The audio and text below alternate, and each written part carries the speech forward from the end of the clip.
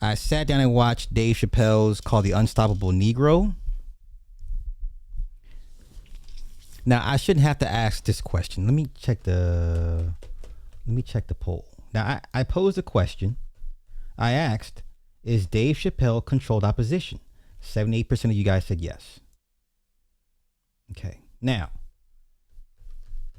I don't put much stock in Dave Chappelle, let alone any celebrity. They're celebrities. They are pawns for a reason. I don't know why y'all think Dave Chappelle is the only one, once again, this magical Negro that's able to somehow weave throughout the industry and not have to do stuff or not get replaced or not have to lose family members, which, once again, it's all about you guys pick and choose who you like. And then you instantly go to, well, not my favorite celebrity. They never had to do anything like that. Nothing weird. Fine, whatever. So I'm watching the special. He comes out in a Kaepernick jersey with a Kaepernick on the back. Okay, show's over. Show's over. He comes out in a Kaepernick fatigues with a Kaepernick on the back. Okay, show's over. He's controlled opposition. I don't care what y'all say. Some of you guys that will disagree with me because you like him. Fine, you can like him. But the reality is he's controlled opposition. So, there's a lot of things he said in this thing that I was like, wow, he's really letting y'all know how just controlled he is. So then there's one weird part about this the city in Ohio that he owns a lot of property in. And he made it a point to make fun of the white people, or the poor white people that lives in his town, that he owns everything, right? I found that to be odd. But then when I listen to when he tells the Jack Johnson story, so I'm like, oh, I see here. Okay, well, so in a weird way, he was flexing on the poor white people in the city of Ohio that he lives in, that he happens to own a lot of property. Okay, so now, are you gonna do what whites do? Bring in your own people to re-gentrify the city you live in, that you own everything? Because that would be my next question. Okay, so you live around a bunch of poor white people. You're the king of this city. Now, are you gonna do what they do and bring in your own people to kind of displace the poor white people? Or are you so happy with your situation that you're like king nigga? Like, look, I live amongst these poor white people. And he made fun about the women. They have dirty feet. There's a joke about Mick Jagger, which was funny. But he's like, yeah, they, dirty feet, white women. Yeah, they leave a ring around the pool. Like, okay, that was kind of odd. No mentioning of reverse gentrification. Okay. Gotcha. And so then he goes into the Nipsey story. The Nipsey story was kind of sad, right? He hung out with Nipsey before he died. It was him, Nipsey, and I forget, T.I. I think him, T.I., Nipsey. I could be wrong. So then his wife tells him, she wakes him up, he's dead, he's dead. And then he says Nipsey was killed by a nobody. Well, now, for all of us that were in the know, Nipsey was not killed by a nobody. Okay? And how everybody was involved, from Cowboy Sam to Big U, basically was, in so many words, greenlit the whole thing. So for him to minimize Nipsey saying he was killed by nobody, it's like, no, he was trying to make this correlation between Charlie Kirk, Nipsey, and Martin, right? Saying that they all pretty much died by the hands of nobodies. Now, Charlie Kirk, maybe that guy was a nobody for optics. But the other two, those guys definitely, there were multiple hands involved in that. Okay. So that was very, very telling, because he went on this whole conspiracy segment and, like, in a way trying to acknowledge conspiracy theories. But in a very quick way, he would kind of dismiss and make it sound stupid. So you give credence to Charlie Kirk possibly being killed by nobody was a conspiracy, right? But now when it comes to Nipsey was killed by nobody, which we all know that was not the case. Moving forward, okay. And so then the credits are rolling. Oh, no. Let's go before the credits. So he tells the story about Stevie Wonder, right? No. Yes, let's do Stevie Wonder, then goes to Jack Johnson. So Stevie Wonder, he goes to see him perform. And then somehow, Aretha Franklin died around the same time John McCain died. So Stevie Wonder tells Dave Chappelle, hey, don't go to Detroit with me to go for Aretha Franklin's funeral. No, go to McCain's funeral or go pay respects to his body because his body was laid out in view. And he's like, do I have to? He's like, yeah, go to McCain. Okay. So Dave Chappelle at the helm of Stevie goes to McLean to see McLean's body.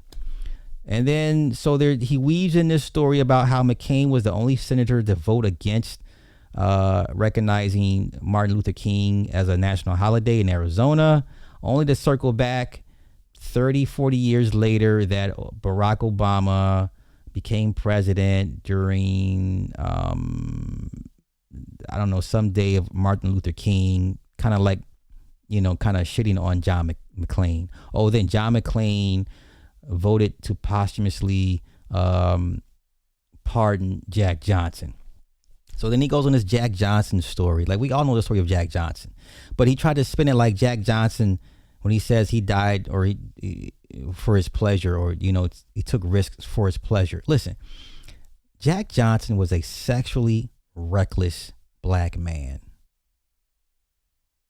that felt sleeping with white women made him on par to the white man. Listen, that will never ever happen. So then he goes into how they break down the Mann Act, blah blah blah. It was a weird way of him weaving the story because of Jack Johnson, how he took a chance and beating up all the white fighters when he had a chance to beat up the white fighters. I didn't know it was a Canadian that gave him a chance to fight for the title. That's how he ended up getting the title to begin with. And then he just goes on this tear of just beating up all the white boys. And then to kind of stick it to the white folk, he would go and fuck their women. Listen, that's all great, but you will never be on par with the white man. You can fuck his woman. This white woman can give you half-breed kids, but you will never ever be on par with the white man on no level. There's nothing you can do where they would welcome you as equals. They will never see you as equals. And I'm trying to understand why he telling this Jack Johnson story. Like, nigga, you have an Asian wife and you live in a town of poor white people. And then here you are telling this story of this black man that just made it a point to piss off white America by sleeping just strictly with white women, to the point where they had to create a law to lock up people like you, to teach you a lesson. And then you want to end the story with, yeah, something, I risked it all for my pleasure.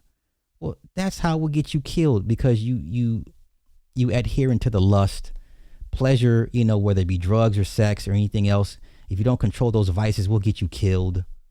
So I'm not understanding how he tried to celebrate the Jack Johnson's vices like it's a win. That's not a fucking win. Yeah, what he did in boxing is to never be seen again. That's great, but after he leaves the ring, well, you just like one of these. He trying to get next to the white man. The white bitch was that important to you? So the white man's white woman was that important to you to risk your freedom? So that tells me how much you valued your own people, because you put these people on a pedestal. Okay, so then we get to Stevie Wonder. Okay, so we get to the credits. Okay, we get to the credits, and all these pictures with all these people that everybody told the stories with, and all these other people, like, all who's who and what's what. Beautifully shot pictures, beautifully shot black and white pictures. Beautiful. It's a beautiful montage. And the Stevie Wonder song is playing in the background. And so then there's one picture where he's hugging Diddy, because he talks about Diddy, how Diddy got done wrong and blah, blah, blah. And, whatever, his time with Diddy. So there's a picture of him hugging Diddy. And then it cuts in the same frame. There's Marlon Wayans. They're all in the same picture together, but initially it crops to just Dave and Diddy, and then it transforms, and then it slides over to see Marlon Wayans, and he has this look on his face, like he's looking down, like this is weird. And now I'm like, oh, the timing. Imagine the timing of that, considering that what Marlon Wayans is going through for the last few weeks. I'm like, I'm sitting here like, wow, they're really on top of this shit. So they know what we're talking about, literally in real time. Literally, when you see the montage, you'll know what I'm talking about. Matter of fact, okay, to save all the shit, let me record it. wait, just bear with me. Has anyone seen it? Has anyone seen the it wasn't very funny. I don't think it was probably his least intellectual. Like, you know, he puts intellect in his comedy, which is cool. But this was like not really like, oh, that was really deep and really profound. Like Dave really brought it on this one. I was just like, no, this was not very good. Oh, it's gonna make me sign in. Fuck it. Okay, never mind. Okay, has anyone seen it? No, I'm not saying to not watch it. I'm just saying, for what I'm saying, is he controlled opposition? Clearly he is. And I will never debate anybody as to why he's not. If you feel he's not, cool, God bless you. I'm not going to enter the debate with you to prove my point to you that he is controlled. He works in Hollywood, doesn't he? Right? And then he made the point about he went to the Saudis to have a show. Remember, he caught a lot of flack for going to the Saudis. Bill Maher was talking smack about him, or whatever the case may be. I was just like, it's cool. But the Jack Johnson story, coupled with his own story with how he's the king of the castle in Ohio, and him trying to like justify, you know, to the white man. Look, I'm surrounded by your poor white people. I'm the richest guy in town. Yeah, it was just weird, man. I was like, nah, this ain't gonna work for me, bro. But I would definitely say that the montage of the credits rolling, it was those pictures were beautifully shot. I mean, Lenny Kravitz, Wu-Tang, Lauryn Hill, Erykah Badu, Mick Jagger. These are beautiful black and white shots. Beautifully shot.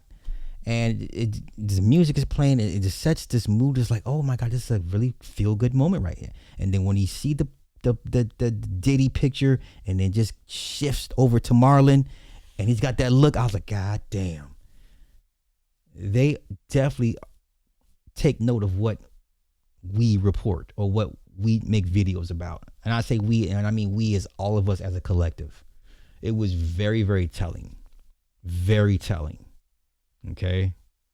You know. So, is that what it is? The Village of Yellow Springs? Okay.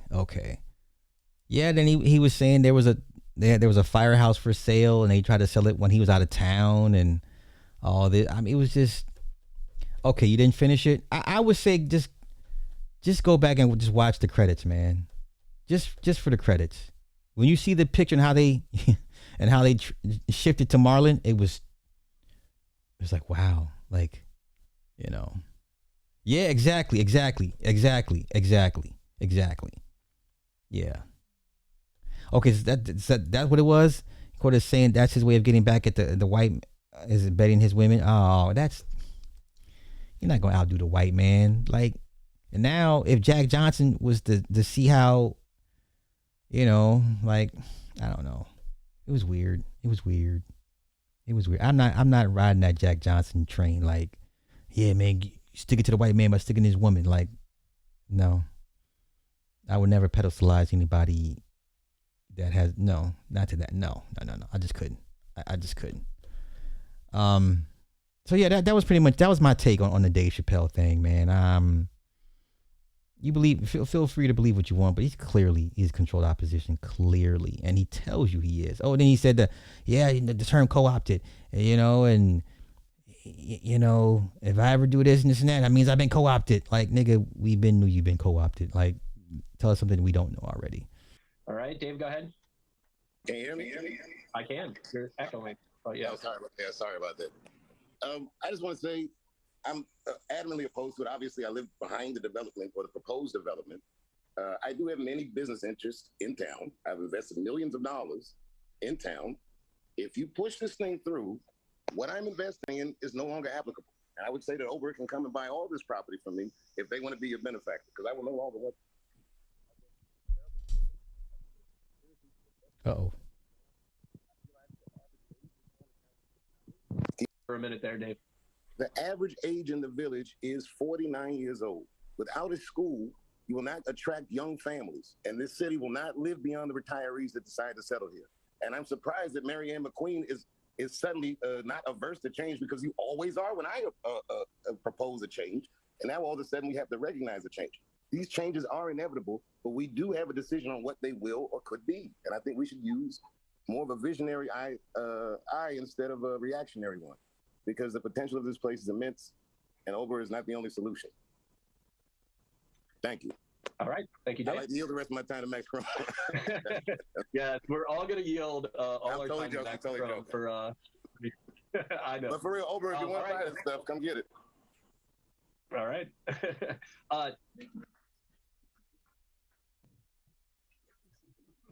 Go. Can you hear me? Yes. Hi, I'm Dave Chappelle. I just want to say, and Marianne, I can talk to you about this privately. I don't know why the village council would be afraid of litigation from a $24 million a year company while they X out a $65 million a year company. I cannot believe you would make me audition for you. You look like clowns. I am not bluffing. I will take it all off the table. That's all. Thank you. Wow. Now the housing, affordable housing, I understand. I get it, because once you open it up for affordable housing, they bring all the ragamuffins in. I get it. I'm not against that. I get that part.